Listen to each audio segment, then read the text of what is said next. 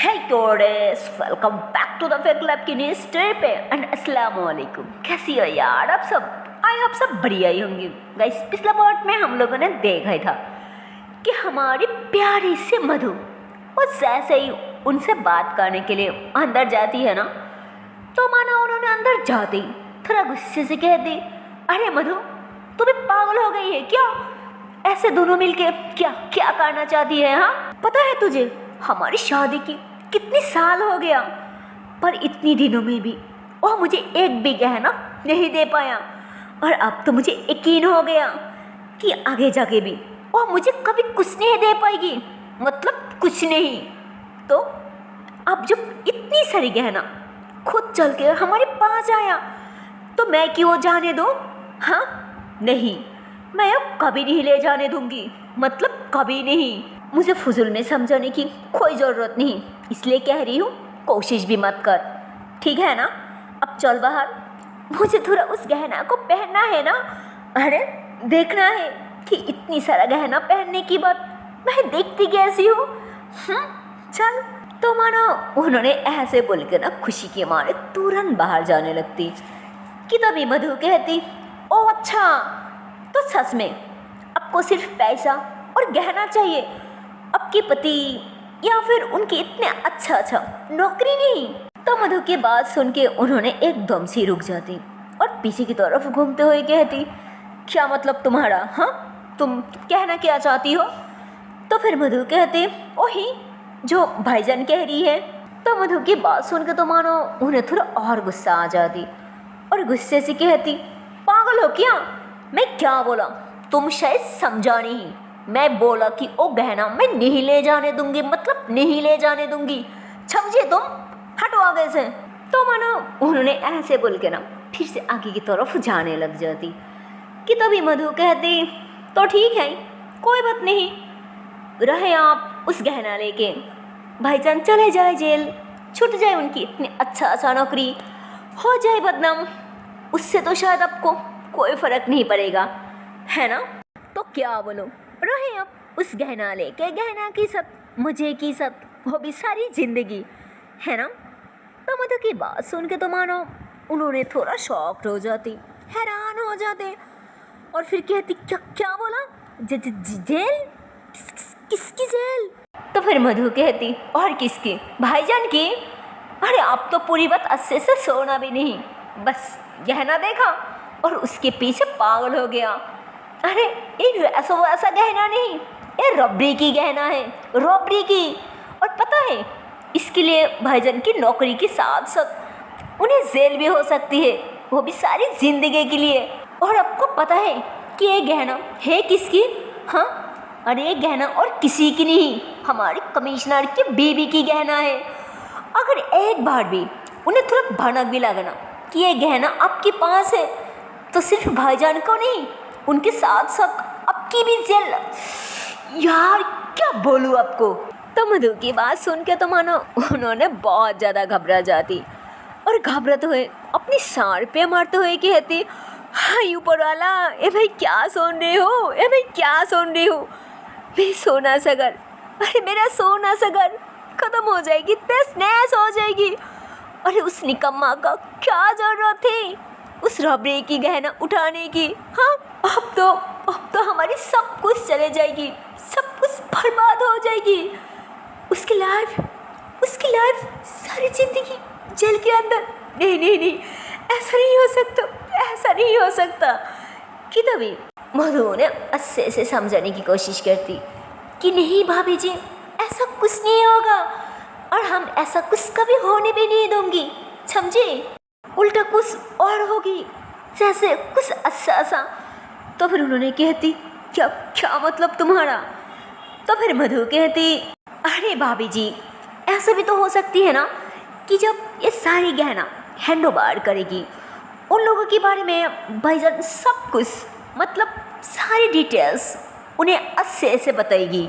और हाँ साथ साथ ये भी बताना पड़ेगा कि उन लोगों की असली मकसद क्या था, क्यों आए थे वहाँ पर, क्योंकि इतनी तोड़फोड़, क्योंकि सब कुछ तहस नहस। और अगर भाईजान उन लोगों को सब कुछ अच्छे से समझा सकती है तो तो मुझे लगता है इस बार भाईजान की नसीब में कुछ अच्छा सा होने वाली है। और अब बाकी रह गई भाईजान के खिलाफ कोई अच्छा सा सबूत की, तो उसकी टेंशन अब बिल्कुल मत लीजिए। पुलिस वालों है ना, अरे पुलिस वालों को किसी न किसी तरह उस क्रिमिनल के बारे में पता चल ही जाएगी, क्योंकि ये बहुत बड़ा रैकेट है, इसलिए पुलिस वालों को उन लोगों के बारे में बहुत जल्दी पता चल जाएगी। समझे ना? अब टेंशन मत लीजिए और जल्दी जाइए, टाइम वेस्ट मत कीजिए। और एक बात भाभी जी, प्लीज़ गुस्सा मत कीजिए, भाईजान को सपोर्ट कीजिए, क्योंकि भाईजान को आपकी ज़रूरत है। हमेशा उनकी साथ दीजिए। उसके बाद जो भी होगा ना, देखना सब कुछ बहुत अच्छा होगा, मतलब बहुत अच्छा। तो मानो मधु ऐसे ना उन्हें बहुत अच्छे से सब कुछ समझा दी थी, जिस पे उन्होंने भी बहुत जल्दी सब कुछ समझ जाती और खुश होके कहती, सच में मधु, उम्र में मैं तेरी बहुत बड़ी हूँ, पर समझदारी में तो मुझसे भी बहुत ऊपर है। मैं दुआएं करती हूँ ताकि तेरी शादी तेरी पसंद वाला के साथ हो जाए और तू हमेशा खुश रहे मेरी बहन। हाँ, अब चल जल्दी से, उन्हें बाहर भी जाना होगा ना, चल चल। कि तभी मधु कहती, पर भाभी ओह क्या बोलूँ, असल में मेरे पास और टाइम नहीं है, मुझे अभी जाना होगा। असल में मुझे किसी को ढूंढना था, इसलिए मैं बाहर आई थी। और अब मुझे नहीं लगता कि अब दोनों के बीच किसी को कोई ज़रूरत है। आप जाइए, आप जाकर भाई के साथ सब कुछ अच्छे से डिस्कस कर लीजिए। मैं चलती हूँ। तो मधु ऐसे बोलकर ना वहाँ से जाने लगती है। कि तभी उन्होंने कहती, मधु रुक, ओह तेरे से कुछ बात करनी थी। तो फिर मधु कहती, हाँ बोलो, क्या बात करनी थी और किस बारे में? तो फिर उन्होंने कहती, ओह सुना तेरी शादी होने वाली है, वो भी उस घटिया कलिया के साथ। तो उनकी बात सुन के मधु एकदम से चुप हो जाती और कुछ नहीं कहती। तो फिर उन्होंने कहती, जल्दबाजी में कुछ नहीं खाना मेरी बहन, क्योंकि जल्दबाजी में किया हुआ काम कभी सही नहीं होता, वो हमेशा गलत होती है। इसलिए मुझे लगता है जिसकी दिल जो कहती है ना, हर इंसान को वही करना चाहिए। और अब बात जब तेरी है, इसलिए मैं कहूँ, अगर तू किसी को पसंद करती है, तो किसी को चाहती है, तो तू उससे छुपा मत, सब कुछ खुल के बता दे, अपनी फीलिंग्स के बारे में बता दे, वरना बहुत देर हो जाएगी, तब कुछ नहीं कर पाएगी। समझा ना मेरी बात? तो उनकी बात सुनकर तो मानो मधु बहुत खुश हो जाती अंदर ही अंदर, और खुशी की मारे वह मुस्कुरा देती और फिर ऐसे ही कहती, ठीक है मैं आती हूँ। तो मधु ऐसे बोलकर ना वहाँ से निकल जाती। और इधर हरिदास की बीवी भी मानो बहुत ही खुश हो जाती। और तभी हरिदास ने चिल्ला के कहती, अरे क्या हुआ, आ क्यों नहीं रही हो? हाँ, कि तभी उनकी बीवी ने कहती, हाँ हाँ आती हूँ। तो ऐसे बोलकर ना उन्होंने भी बाहर आ जाती। तो फिर हरिदास ने कहती, अरे तुम अकेले क्यों, ये मधु कहाँ रह गई? तो फिर उनकी बीवी ने कहती, ओह असल में उसे कुछ काम था ना, इसलिए वो चले गई, पर कोई ना, उसने मुझे सब कुछ समझा दिया। अगर ऐसे ऐसे करोगी ना तो शायद सब कुछ सही हो जाएगी, और टेंशन मत लो, कुछ नहीं होगा, जो होगा सब सही होगा। तो अपनी बीवी की बात सुन के उन्होंने भी खुश हो जाती। और फिर ऐसे ना हमें सर हिलाते हुए कहती, मुझे भी ऊपर वाला पर पूरा विश्वास है कि उन्होंने मेरे साथ कोई गलत नहीं करेगा, जो करेगा वो शायद अच्छा ही करेगा। तो ये बात सुन के उनकी बीवी भी बहुत खुश हो जाती, मानो दोनों ही खुश हो जाती। और इधर कंची वो तो मानो अपनी काम ख़त्म करके घर पे आ जाती। और जब घर पे आके देखती कि मधु तो घर पे है ही नहीं, तो उसे लगते कि शायद वो कमला के साथ है उसके घर पे। यार तो अब मैं अकेले घर पे मैं क्या करूं? मुझे लगा था शायद घर पे ही होंगी। एक काम करती हूँ, थोड़ा भूख भी लगी है ना, तो क्यों ना कुछ बना के खा लेती हूँ। हाँ यही अच्छा रहेगा। तो कंसी ऐसे बोल के ना जैसे किचन की तरफ जाने लगती है ना, कि तभी वो देखती कि यार ये सुबह की खाना तो अभी भी वही पड़ा है। तो कंसी ऐसे बोल के ना खाने की पास जाती और वो हाथ लगा के देखती कि यार ये खाना तो अभी भी बिल्कुल वैसे ही है। तो क्या मधु अभी भी कुछ नहीं खाया? यार ये लड़की भी ना, यार क्या करूँ इस लड़की को लेके। तो कंसी ऐसे बोल के ना उस खाने को हाथ में उठा लेती है और किचन की तरफ जाने लगती है ना उस खाने को गर्म करने के लिए, कि तभी एकदम से रुक जाती और कहती नहीं, इसको गर्म करने की क्या है फायदा, अगर कोई इसे खाई ना तो मना कंसी ऐसे ही बोलकर ना सैड हो जाती। पता नहीं क्यों, मतलब प्यार नहीं करती, पसंद नहीं करती, बट करीब आने से हार्ट बीट फास्ट हो जाती है, हक करने से एक सुकून सा महसूस होती है, खाना ना खाने से तकलीफ होती है, बुरा लगती है, कोई गलत कुछ बोलने से बुरा फील होती है, गुस्सा आ जाती है। और आप जब घर पे नहीं है तो टेंशन भी होने लगती है, एक चिंता होने लगती है कि ये कहाँ चली गई और किसके साथ गई, और अगर गई तो शायद स्टॉल में होगी ना, पर बात यह है कि खाना तो खा के जाना चाहिए था ना, लेकिन नहीं, हमेशा जो दिल करती है बस वही करती है। यार क्या करूं, कहाँ ढूंढूं? एक काम करती हूँ, कमला के पास जाके देखती हूँ, शायद मधु वहीं पे होगी। और इधर मधु वो तो बस बहुत ज़्यादा खुश थी, मानो बहुत ज़्यादा। हरिदास की बीवी की बात सुन के उन्होंने जो बोला था ना, मधु अभी भी बस वही सब सुस के ऐसे ही चल रही थी। और फिर कहती हाँ, शायद उन्होंने जो बोला वो बिल्कुल सही बोला। अपनी फीलिंग्स, अपने दिल की बात आप जिसे पसंद करती हो ना, शायद उन्हें सब कुछ सच सच बता देना चाहिए, अदरवाइज वो कैसे समझेगी, उसे कैसे पता चलेगी कि मैं उसे पसंद करती हूँ, मैं उसे अपने दिल से चाहती हूँ। उससे अलावा किसी और से शादी करने की कोई सवाल ही नहीं आता। नो नेवर, ऐसा कभी नहीं हो सकता। तो मधु ऐसे ही सोच के कहती यार ये मैं क्या कह रही हूँ, क्या सोच रही हो? पहले तो उससे भी जानना होगा ना, उससे भी पूछना होगा कि वो मेरे बारे में क्या सोचती है, मुझे लेके कुछ फील करती भी है या फिर नहीं करती, पसंद भी करती है या फिर नहीं करती। जो भी है मुझे लगता है उससे साफ साफ बताना चाहिए अपनी फीलिंग्स के बारे में।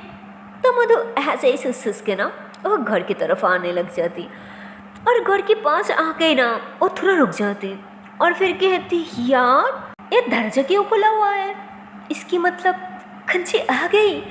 तो मधु ऐसे बोलकर ना थोड़ा मुस्कुराती, मानो खुश हो जाती और फिर जल्दी जल्दी में ना घर की तरफ आने लगती, मानो सीधा घर के अंदर आ जाती। और वो जैसे अंदर आती है ना तो वो देखते कि कंची बाहर जाने के लिए शूज़ पहनी है।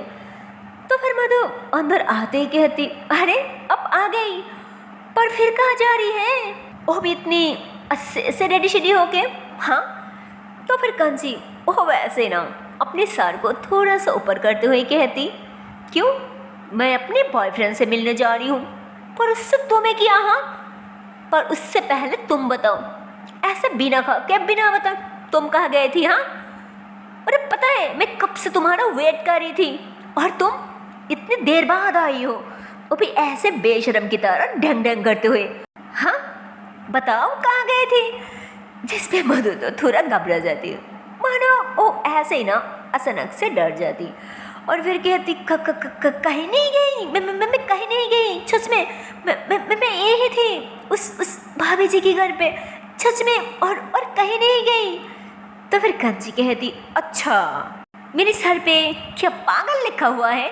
हाँ, अरे उनके साथ तो मैं बाहर शॉप में कब की मिल चुकी हूँ, उन्होंने घर पे बिल्कुल नहीं थी, इसलिए सच सच बताओ कि तुम कहाँ गई थी? कहे तुम उस घटिया का। कि तभी मधु कहती क्या छी, अरे अब ऐसे कैसे मेरे बारे में उल्टा सीधा कह सकती है? हाँ, और मैं थोड़ी बोला कि मैं भाभी जी के साथ थी, मैं तो बोला कि उनके घर पे थी और वहाँ पे तो भाईजान भी थी ना, तो थी ना भाईजान, मैं उनसे बात कर रही थी। क्या आप भी ना फजूल में शक करती हो? जाइए अब हाथ मुँह धो लीजिए, मैं जल्दी में कुछ बना देती हूँ। बहुत भूख लगी होगी ना?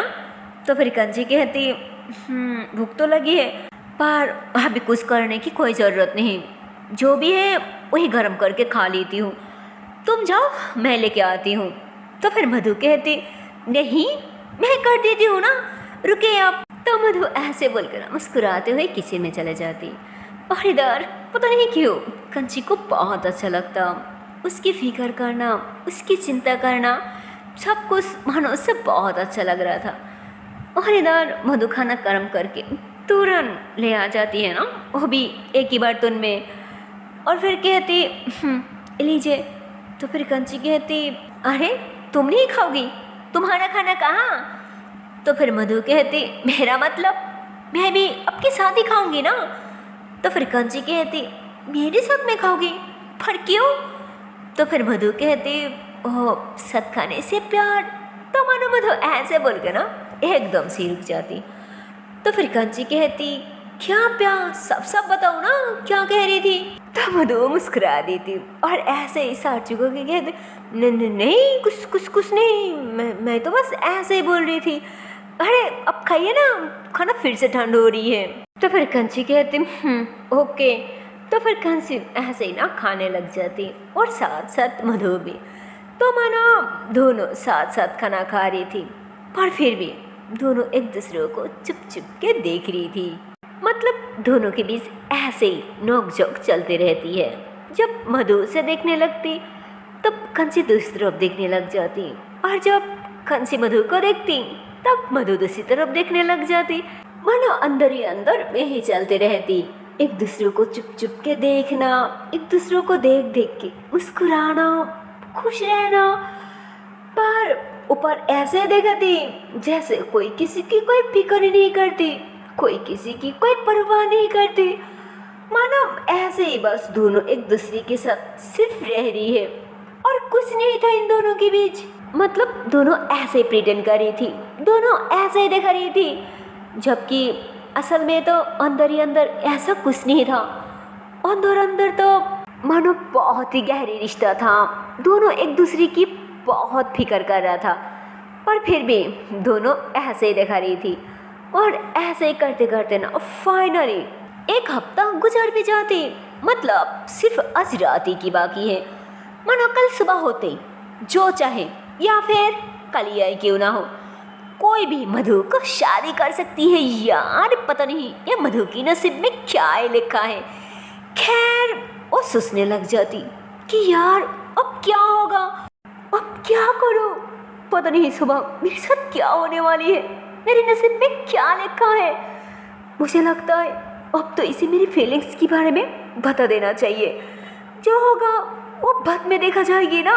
पर सबसे पहले इसे बताना ज़्यादा ज़रूरी है, क्योंकि इसकी सब कुछ मुझे बहुत अच्छा लगती है, बहुत अच्छा। इसके करीब रहने से मुझे एक सुकून सा महसूस होती है, इसलिए मुझे लगता है इसे सब कुछ खुल के बता देना चाहिए। अदरवाइज़ मैं और क्या करूं, मैं कुछ नहीं कर सकती, मेरे पास और कोई रास्ता नहीं है। कल तो यहाँ से मुझे जाना ही पड़ेगा। पता है आज के बाद कल से ये शायद मेरे साथ कोई रिश्ता ही नहीं रखेगी, तो ना बताने की छुपाने की क्या है फ़ायदा, जो है वो सच है। तो एक बार खुल के बताने की क्या हो जाएगा, एक बार लास्ट ट्राई तो करके देखो।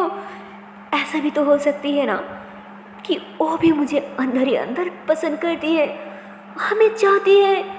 मेरे लिए शायद उसके अंदर भी कुछ एहसास हो, कुछ सुकून सा महसूस होती है, कोई ना कोई फीलिंग्स तो मेरे लिए जरूर है उसके अंदर, पर वो भी मुझे पता नहीं रहा है। जो भी है मैं तो उससे बस बात करके रहूँगी, वो भी किसी की हालत में। हाँ तो मधु ऐसे बोलकर ना थोड़ा घबरा रही थी, पर थोड़ा हिम्मत भी कर रही थी ना अंदर ही अंदर। और ऐसे ना मतलब घर के अंदर ही बेड के आसपास ना ऐसे ही घूमने लग जाती, परेशान होने लग जाती और सोचने लग जाती कि यार कैसे बोलो। और तो और वो ये सब सुनने के बाद क्या रिएक्ट करेगी यार, पता नहीं। क्या करूं? तो मतलब मधु ऐसे सोच रही थी और इतने में ही कंची भी किचन से बाहर आ जाती है ना, ऐसे अपना हाथ साफ करते हुए, और रूम के अंदर आते कहती, अरे अभी तक खड़ी क्यों हो? सो जाओ, मैं थोड़ा बाहर होके आती हूँ, उसके बाद मैं भी सो जाऊँगी। तो कंसी ऐसे ही बोलकर ना थोड़ा आगे बढ़ने वाली होती कि तभी मधु उसका हाथ पकड़ लेती और कहती, बाहर। तो कंसी मुस्कुरा देती और फिर कहती, हाँ बाबा, पता है कि तुम क्या कहने वाली हो। वही है ना कि प्लीज़ माउथ ऑर्गन मत बजाओ और ना मेरी नींद टूट जाएगी, है ना? ठीक है बाबा, नहीं बजाऊंगी, ओके, सो जाओ। कि तभी मधु कहती, क्या सो जाओ, हाँ वो बात नहीं है, मेरी बात तो सुनो, मैं आपको कुछ और कहना चाहती हूँ, वो बहुत ज़्यादा इम्पोर्टेंट है, प्लीज़ पहले सुन तो लो। तो फिर कंची कहती, ओके रिलैक्स, अच्छा ठीक है, तो पहले बोलना चाहिए था ना, मैं तो सोचा, खैर छोड़ो, क्या बोलना है बोलो। तो फिर मधु कहते, हाँ देखिए, मैं जो बोलूँगी ना वो सीधा और सब बताना, अगर कोई झूठ बोला ना तो मेरी कसम मैं मर जाऊंगी। तो मधु ऐसे ना बोलने से पहले उसे कसम दे दी थी। उसके बाद कंची भी कहती, हाँ बाबा ठीक है, पर उससे पहले बोल तो दो कि बात क्या है। तो मधु जो होती है ना वो कंची की बहुत ज़्यादा करीब आ जाती और ऐसे ना मानो अपनी दोनों हाथों से कंची की नेक को पकड़ के ना बिल्कुल उसे अपनी करीब कर ली थी, मानो बहुत ज़्यादा। और ऐसे कंची के लिप्स के करीब अपनी लिप्स ले जाती है ना कि तभी कंची उसकी चेस्ट को धक्का दे दी थी। उसके बाद कहती, क्या कर क्यों रही हो तुम, होश में तो हो ना। तो फिर मधु कहती, क्या करी हूँ क्या, अब से मुझे एक बात सच सच जानना है। तो फिर कंची कहती, हाँ तो पूछो ना, क्या करी थी तुम। तो फिर मधु कहती, मैं बस आपसे जानना चाहती हूँ कि अभी जो मैंने किया उससे आपको कैसा फील हुआ, क्या फ़र्क पड़ा। तो फिर कंची कहती, अरे पागल हो गए हो क्या, मुझे कोई फील नहीं हुआ, कोई फ़र्क नहीं पड़ा, कुछ नहीं हुआ। तो फिर मधु कहती, नहीं अब झूठ बोल रही हो, अब सरासर झूठ बोल रही हो, अब की हार्ट बीट बहुत फास्ट हो रही थी, बहुत तेज धड़क रही थी, अब झूठ बोल रही हो। तो फिर कंची कहती, क्या बोल रही हो, हाँ क्या बकवास कर रही हो, ऐसा कुछ नहीं हुआ। तो मधु कहती, अच्छा कुछ नहीं है ना, रुको एक मिनट, वो तो अभी पता चल जाएगा। तो मधु ऐसे बोलकर ना हाथ लगाती, तो सच में बहुत फास्ट हो रही थी ना उसकी हार्ट बीट। तो फिर मधु कहती, देखा धड़क रही है ना, वो भी 10 से भी फास्ट। तो फिर कंची कहती, क्या। तो फिर मधु कहती, ओही आपकी दिल धड़क रही है ना। तो कंची कहती, हाँ अरे वो तो कब से हो रही है ना, लगता है मुझे वैसा वैसा कुछ हुआ है शायद इसलिए। तो मधु कहती, नहीं आपको वैसा वैसा कुछ नहीं हुआ, लगता है आपको जो हुआ है ना मुझे भी वही हुआ है, क्योंकि जब भी आप मेरे करीब आती हो ना मुझे भी बिल्कुल वैसे ही होती है, देखिए हाथ लगाकर। तो मधु ऐसे बोलकर ना उसकी हाथ अपनी सेस पे रखती। तो कंसी झटक से अपनी हाथ दूर कर लेती और कहती, क्या करी हो, मैं क्यों हाथ लगाऊं। तो फिर मधु कहती, प्लीज़ एक बार हाथ लगाकर थोड़ा देख तो लो प्लीज़। तो मधु ऐसे बोलकर अब फिर से उसके हाथ पकड़ के ना अपनी सेस पे लगाती। तो कंसी अपना हाथ छुड़ाने की कोशिश करती कि छोड़ो, क्या करी हो, छोड़ो ना। पर मधु वो कंची के हाथ नहीं छोड़ती और फिर कहती, देखा धड़क रही है ना। तो फिर कंची थोड़ा फील करती और फिर कहती, हाँ धड़क तो रही है। तो फिर मधु कहती, हाँ मुझे बस यही बोलना था, यही जानना था और कुछ नहीं। तो फिर कंची कहती, हाँ तो इसमें ऐसा भी क्या जान लिया आप तुम। तो मधु ऐसे ही बोलती, ओह लगता है कहीं ना कहीं हम दोनों एक दूसरे को फील करने लगी हूँ, पसंद करने लगी हूँ, एक दूसरे को चाहने लगी हूँ, इसलिए शायद ऐसा हो रहा है, इसलिए शायद ऐसा फीलिंग्स आ रहा है।